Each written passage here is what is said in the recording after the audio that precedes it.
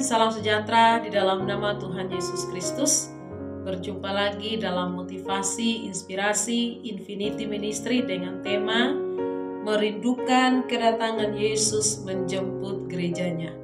Bapak Ibu Saudara yang dikasihi oleh Tuhan, berbicara tentang kedatangan Yesus, tentunya itulah yang dinanti-nantikan oleh orang-orang percaya, oleh hamba-hambanya.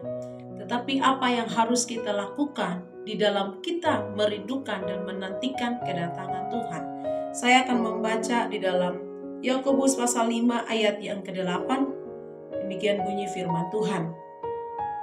Kamu juga harus bersabar dan harus meneguhkan hatimu karena kedatangan Tuhan sudah dekat. Bapak Ibu Saudara yang dikasihi oleh Tuhan, untuk kita menantikan kedatangan Tuhan, untuk menjemput gerejanya, yang pertama yang harus kita lakukan adalah harus bersabar di dalam pengiringan kita kepada Tuhan. Mengapa kata bersabar ini adalah sebuah keharusan? Karena di dalam pengiringan kepada Tuhan banyak hal yang dialami oleh orang-orang percaya.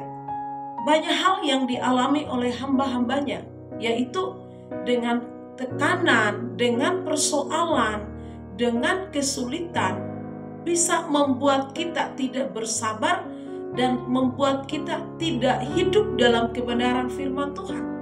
Itulah sebabnya Yakobus katakan bahwa kata bersabar adalah sebuah keharusan, supaya kita bertekun di dalam Tuhan, supaya kita lebih sungguh-sungguh lagi untuk menantikan kedatangan Tuhan.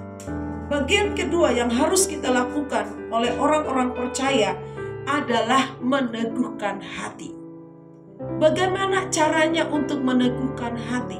Alkitab mencatat bahwa kita meneguhkan hati kita lewat membaca dan merenungkan akan kebenaran firman Tuhan.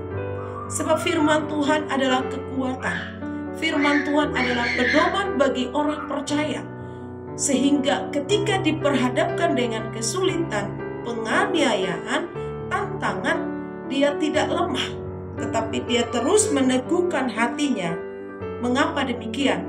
Karena yang dia inginkan adalah kedatangan Tuhan Yesus, membuat dia layak di hadapan Tuhan. Sebuah pertanyaan besar bagi kita bahwa apakah kita sudah siap untuk menantikan kedatangan Tuhan? Bagi kita yang siap, kita harus bersabar. Kita harus pertambahkan iman kita lewat membaca dan merenungkan akan kebenaran firman Tuhan. Apapun yang Bapak Ibu alami di hari-hari ini, dua hal ini, bersabar dan meneguhkan hati kita, harus kita lakukan menjelang kedatangan Tuhan Yesus Kristus menjemput gerejanya. Demikian kebenaran firman Tuhan. Kiranya Tuhan Yesus memberkati kita semua. Haleluya.